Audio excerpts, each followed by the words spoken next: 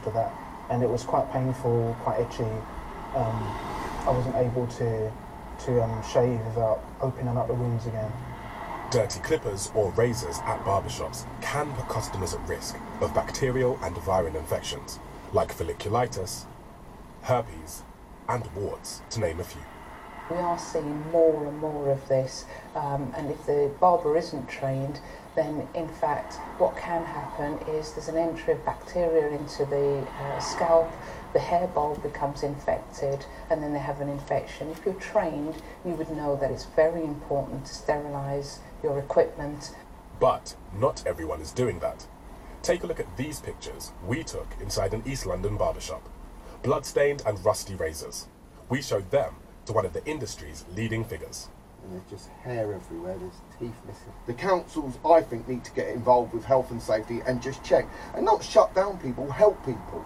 Tell them what the legislation is, and people get a qualification, they understand everything else. At the London School of Barbering, hygiene is high up on the priority list for these students, who must complete 3 months of training before they can practice professionally. USA and Australia, you have to gain X amount of hours to gain your license. Here in the UK, you don't. I think that's something that is essential to the health and safety of our customers. You know, you wouldn't go to a mechanic that wasn't qualified, would you? We contacted all of London's 32 councils, but none could tell us how many barbershops operated in their area, and only one was looking into complaints. So while it doesn't look like anything will be changing soon, it's vital that customers are aware of the risks and always look out for the signs. Ben Hunt, BBC London News.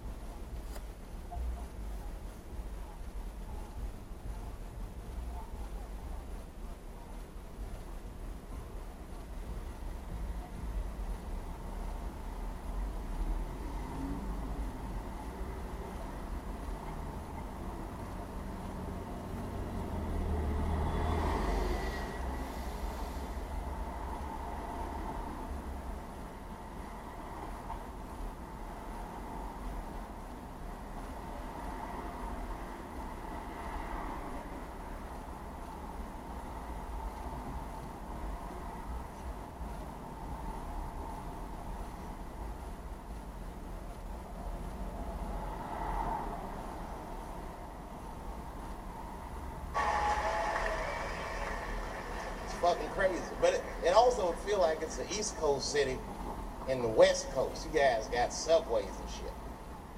I'm scared of public transportation. I was on a bus that was held hostage. 45 minutes. It wasn't like her, and I don't want to give you that impression. It was a dude jerking off, but the shit was scary, son. It was scary. My name is Lucy. What type of home did Native Americans live in during colonial times?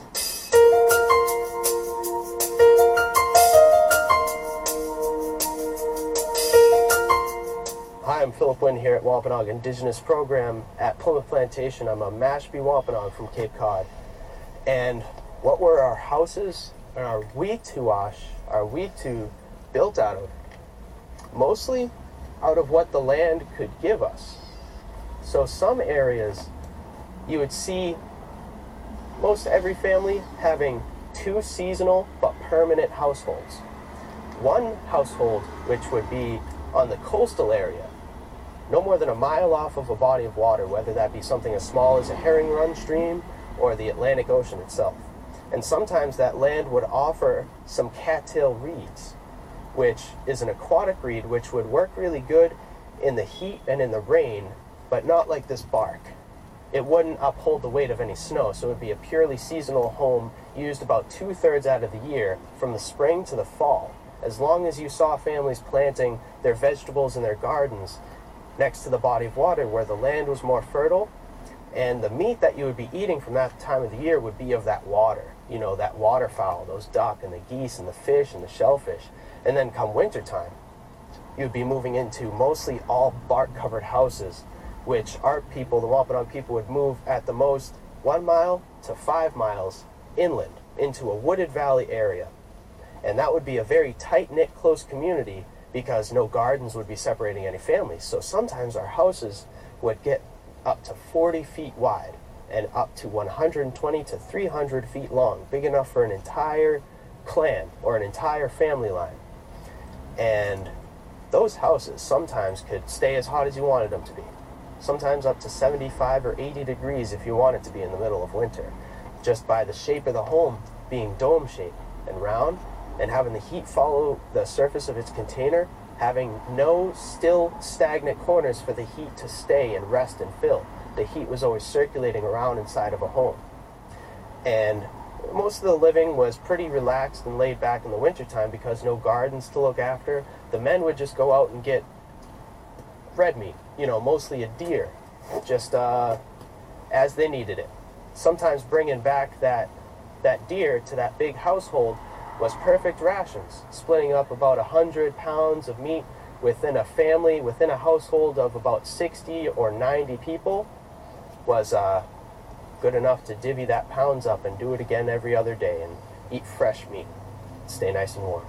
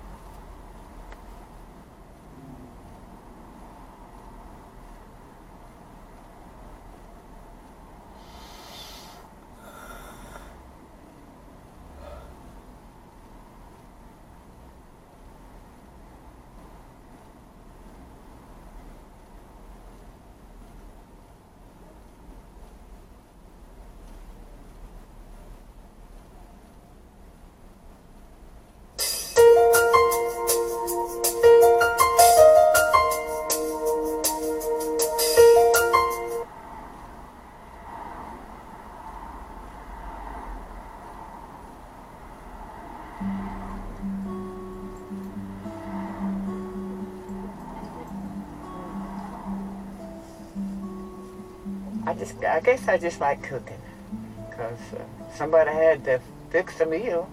While I was growing up, there was no stores to go and get anything like that. And that's how we lived. And everybody tells me, well, how did you manage? I said, you manage.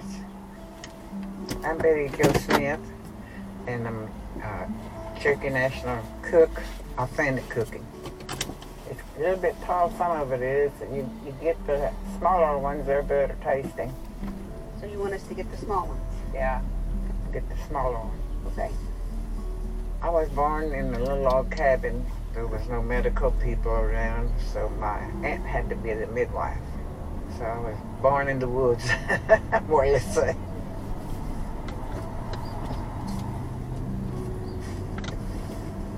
That's good. Those are real big tender. I just barely remember when we were moving to Chilocco. They had a homestead there, and that's where we moved, and was raised mostly there. It was better country. My father farmed on the land. They support everything. It's called a homestead, and they had a 2-room house. So my mother took care of the house. It's not just a mess. That's good. There's plenty. You smell good. Very good. Very good, very good. They're nice and tender. And I had to do most of the caretaking after my mother got sick. So with learning to cook, she would explain to us what she liked and how to fix it. And then when we would go to church, I'd follow the elders around, learning from them. So I began picking up this and that from everyone. Where we lived, there was a lot of watercress and poke and things like that. Hey guys, today I'm going to show you all how to make fry bread. And someone had told me that they wanted to see my kitchen, and why don't I show my kitchen in the videos. So here's the mysterious kitchen behind the camera, guys. Okay? Just a quick show of my kitchen, okay? And over there to the right of the stove is where I do my videotaping and where I set my camera up, okay?